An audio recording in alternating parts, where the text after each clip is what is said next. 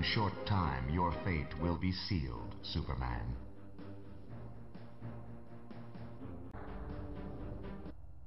Then there's no time to waste.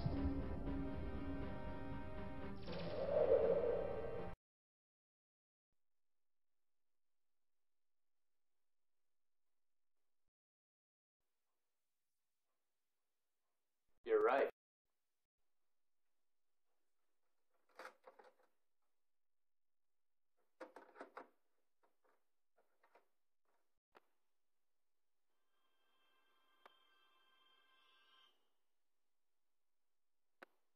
Superman 64. Some people say it's a bad game. In fact, some people say it's one of the worst video games in gaming history. It certainly is one of the most notorious. I actually considered not even doing this video because so many people have already voiced their opinions across the interwebs. But I figured, why not take a crack anyway? There are so many things in the game that just don't make sense. Like, why is Brainiac the final boss when Lex Luthor is supposedly the mastermind behind it all? Why doesn't Superman just beat Lex up at the very beginning before flying into the virtual world? Why didn't he stop Lex from throwing his friends into the virtual world in the first place? And why does the game end like this?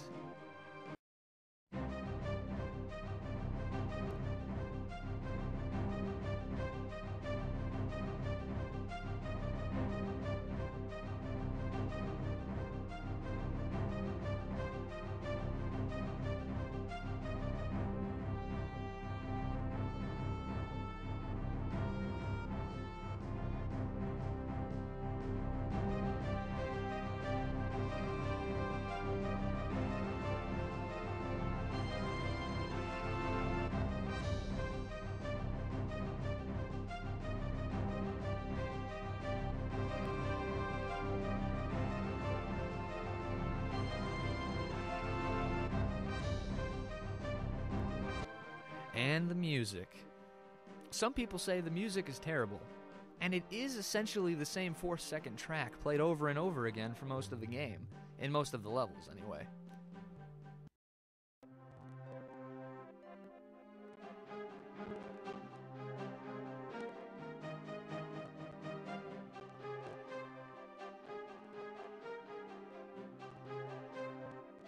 But I prefer it to be a little more positive. Honestly, given the older graphics and everything, and yes, that graceful flying, to be honest, I think it'd be a little better if it were accompanied by a kazoo version of the Superman theme. No, look, here, I'll do it.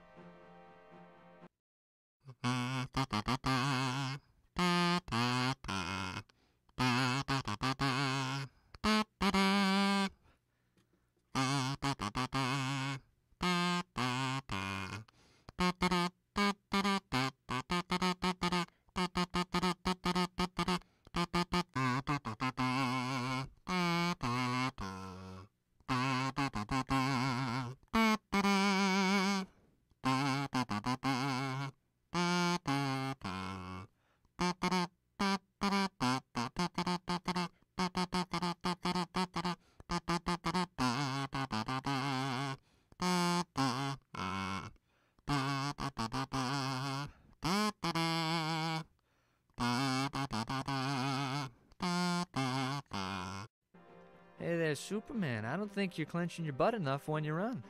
When you got your little Superman hustle there. You gotta clench your cheeks, get moving. Got hustle, got places to be. And the combat, whew, it's intense.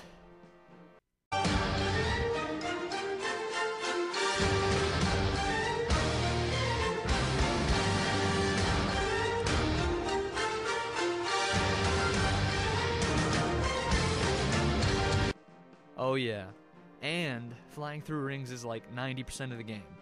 Just saying. Oh man, it's just like rings and rings and rings and rings and rings and rings and rings and rings and rings and rings and rings and rings and rings. However, there are reasons to like Superman 64.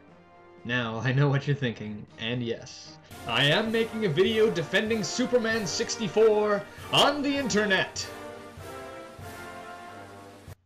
Well, here goes nothing. The flying mechanic actually feels pretty good. You know, it actually feels kind of fun to go up, up, and away like Superman does in the cartoon. Just too bad its greatest purpose was flying through rings.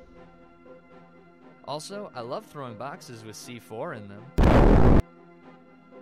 Also, FYI, everything blows up.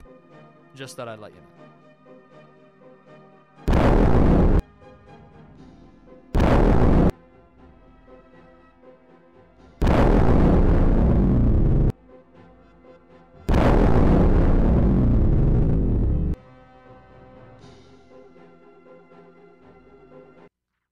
Now, for those of you familiar with Superman, the animated series, this is a slam dunk for you. It's pretty much the exact same voice cast from the popular television show, as the game was based on it. Probably why it was as popular as it was immediately upon release. Yes, you heard that right. The game actually sold quite a few copies right after it came out. And then people played it. More or less, the voice acting is solid. It's just unfortunate that there was barely any voice acting in it. The game, I mean. The show was wonderful. Take Lex Luthor, for example. He's the main villain in the game, and apart from the opening cutscene, he barely appears at all. Well, he does taunt you on occasion during gameplay, but this is all done in text and not voiceover. It was also their explanation for invisible walls in the game, which I admit does a fair job of explaining it, actually. Also, you could never really tell if it was actually him there or not, because the only thing he says in the game is, it might not even be him. That could be anybody's. Watch, here, I'll prove it. I'll record my and show you his and compare.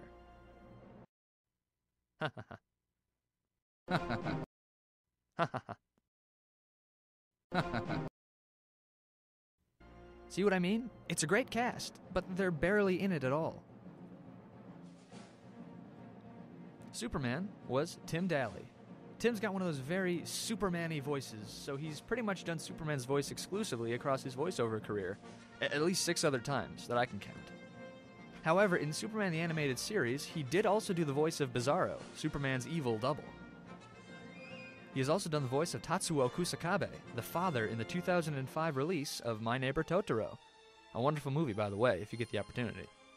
Lex Luthor, all 2 seconds of him, was voiced by Clancy Brown. Clancy Brown.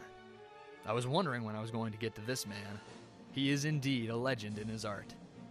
The esteemed Mr. Brown is a live-action voice actor with over 180 voice credits to his name.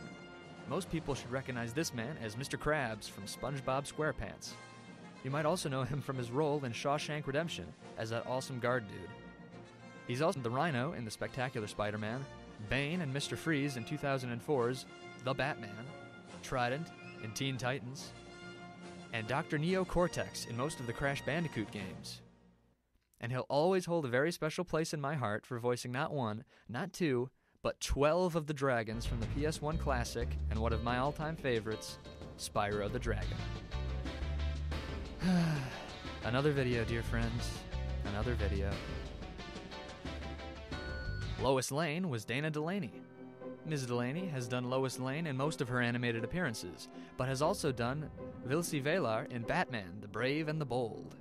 She was also in 1996's Wing Commander Academy, Fire Breather in 2010, and played Andrea Beaumont in Batman, Mask of the Phantasm. Jimmy Olsen was David Kaufman.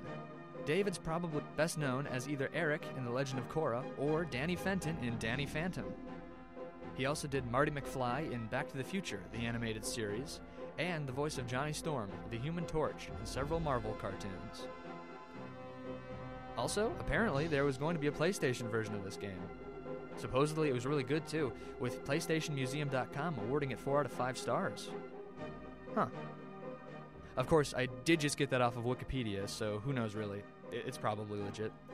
Probably. Maybe. I don't know. So, final thoughts.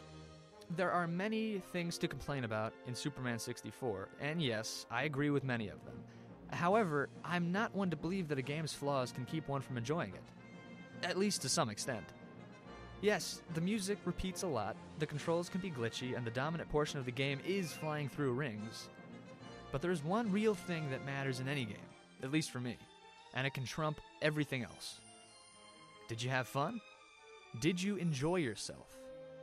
And honestly, at least for me, I had a blast playing Superman 64. Sure, most of that was laughing at how weird everything was, but I enjoyed myself largely because of the game's flaws. It was so weird, and I can dig that every now and then. In the immortal words of the late great Satoru Iwata, above all, video games are meant to be just one thing: fun for everyone. Yes, it has its flaws, but I do find myself willingly playing it every now and then just for the heck of it. No, I'm not always down for some Superman 64, but every now and then, isn't that what we all need? Just some crazy, pure fun with nothing else involved. Just that random dream, just dancing in the pale moonlight. Just sitting there with a game, with nothing else in mind but a good laugh. No, huh? I'm totally off? Dang it. Okay, gotta go. Bye. Thanks for watching.